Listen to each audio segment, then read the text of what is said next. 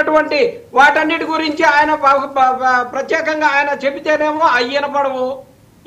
ఇప్పుడంట 2019 2024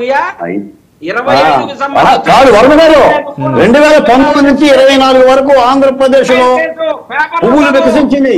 ఆ పువ్వులు వికసించినాయి, ఆకాశాల్లో పక్షులు ఎగిరిని, ఆనందాలు, వైభవాలు, ఆరోగ్యాలు ఇవన్నీ జరిగాయా? చిన్నప్పటి పరిపాలన ఏం జరిగింది? ఒక నిమిషం చిన్నప్పరెడ్డి గారు మీరు సైలెంట్ గా ఉండండి, నేను మీకు అవకాశం ఇస్తాను. ఒక్క విషయం అండి, బాలకోటి గారు, ఇప్పుడు ఆయన చెప్పేది కొకైన్ కేసులేని అంటున్నారు, న్యూడ్ డ్యాన్సులు చేయించారు అంటున్నారు.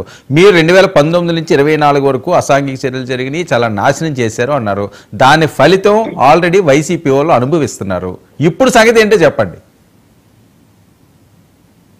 వర్మ గారు, ఎక్కడ జరిగింది కొకైన్? గుంటూరులో కేసు నమోదైందండి. అంటే ఒక కేసు నమోదైతే రాష్ట్రం అంతా కొకైన్ ఉండట? ఏ తెలంగాణలో లేదా కొకైన్? ఏ రాష్ట్రంలో లేదు? ఢిల్లీలో లేదా? న్యూడ్ డ్యాన్సులు ఏంటి? ఢిల్లీలో లేదా? న్యూడ్ డ్యాన్సులు ఏంటి? ఎక్కడ జరిగింది న్యూడ్ డ్యాన్సులు? 2019-24 మధ్య తప్ప. అసలు ఎంపీలే చేశారు కదండి న్యూడ్ డ్యాన్సులు పట్టుకొని. ఓకే, నేను అనకూడదు కానీ డిబేట్ లో మహిళలు ఉన్నారు. డాన్స్ మనం మాట్లాడిందే కదా. చిన్నప్పరెడ్డి గారు, మీకు మాట్లాడటానికి అవకాశమే లేదు. మీరు చాలా తప్పులు చేశారు మీ పరిపాలనలో. వాటిని సరిదిద్దుకోండి, మళ్ళీ ప్రజల దగ్గర పోండి, ఏమన్నా దీవిస్తారేమో వేడుకోండి, లెంపలేసుకోండి, చెంపలేసుకోండి, గుంజీలు తీయండి, ప్రజల దగ్గరికి వెళ్ళి క్షమాపణలు అడగండి, అప్పుడు ఏదైనా ఆలోచిస్తారు వాళ్ళు. గొప్ప మనసు ఉన్నందుకు మీకు సెల్యూట్ చేస్తా ఉన్నారు బాలకోటయ్య గారు. ఇలాంటి వాటిని సమర్థించొద్దండి. మీకు ఎంత సైజు పిల్లలు ఉన్నారో నాకు తెలియదు, కానీ ఆ కొకైన్ నుంచి ఆంధ్రప్రదేశ్ నాశనం అయిపోతుంది సార్. దాన్ని వచ్చినందుకు తప్పని మేము జాగ్రత్త తీసుకుంటామని చెప్పే విధంగా వాళ్ళకి హితవు చెప్పండి. కాదు వర్మ గారు, పవన్ కళ్యాణ్ చంద్రబాబు నాయుడు గారు కోకోని ట్రాన్స్పోర్ట్ చేసుకొని వచ్చారా ఏంటి? ఏ చిన్నప్పరెడ్డి గారు, ముఖ్యమంత్రి ఉప ముఖ్యమంత్రి ట్రాన్స్పోర్ట్ బిల్లు తెచ్చాడా? ఓకే చెప్పండి, దాని బాధ్యత ఎవరిది? చట్టం అరెస్ట్ చేయదా? చూస్తూ ఊకుంటుందా?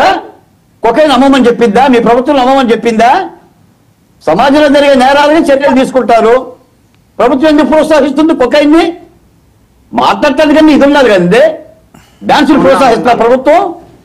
పోలీసు ఆఫీసర్ ఊకుంటారా? ప్రభుత్వం ఎందుకు ప్రోత్సహిస్తుంటున్నా? అంటే ఏది పడితే అది గుడ్డగాల్సి మీద వేస్తే కూటమి ప్రభుత్వం వెళ్ళిపోతుంది అనుకున్నారా ఏంటి? కాదండి చిన్నప్పరెడ్డి గారు, మీరు మాట్లాడేటానికి కూడా అర్థం ఉండాలి కదండి. ఇప్పుడే నా ముందు అబద్ధం చెప్పారు, కోర్టు అక్షంతలు వేసింది, నీకేం సంబంధం ఈ కేసుకి అని. మీరు ప్రూవ్ చేయండి మీ పత్రికలో. నేను ఈ రోజు సాక్షిపత్రం కూడా చదివా. అది పవన్ కళ్యాణ్ గారు చూస్తారా, లేకపోతే చంద్రబాబు నాయుడు గారు దుర్పిడి వేసుకొని చూస్తారా అని మాట్లాడారు సార్. ఎక్కడో రైలు యాక్సిడెంట్ జరిగితే కేంద్ర రైల్వే శాఖ మంత్రి రాజీనామా చేశారు. ఎందుకు చేశారో చెప్పండి. ఓకే, మరి న్యాయస్థానం చెప్పింది మరి ఒకటే రాజధాని కావాలని మీరు రాజీనామా చేశారా?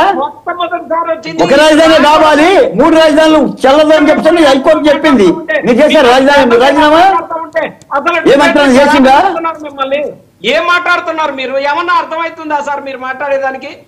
ఏం మాట్లాడుతున్నాను? మీకు వినబడేదే మాట్లాడుతున్నాను. మీకు వినబడుతుంది, నేనేం మాట్లాడుతున్నా? నేను సత్యాలు మాట్లాడుతున్న సంగతి మీకు తెలుసు. మీ దగ్గర సమాధానం చెప్పండి. న్యాయస్థానం ఎన్ని ముట్టికాలేసింది? మీరు ఎన్నిసార్లు రాజీనామాలు చేశారు? మీరు న్యాయమూర్తులకి ఎన్ని కులాలంట కట్టారు? కమ్మ న్యాయమూర్తులకు మీరు పేర్లు పెట్టారా లేదా? నేను అడుగుతున్నా చిన్నప్పరెడ్డి గారు, మీ ఊర్లో అన్ని కులాలు ఉన్నాయా? ఒకటే కులం ఉందా? చెప్పండి చిన్నప్పరెడ్డి గారు. మీ ఊర్లో అన్ని కులాలు ఉన్నాయా? ఒకటే కులం ఉందా? అమరావతిలో ఒకటే కులం ఉంటుందా? ఎక్కడన్నా ఊర్లో అన్ని కులాలు ఉంటాయా? ఓకే, అంటే ఇన్ని అబద్ధాలతో మనం పాలించామనే సంగతి మర్చిపోమాకండి. Okay okay.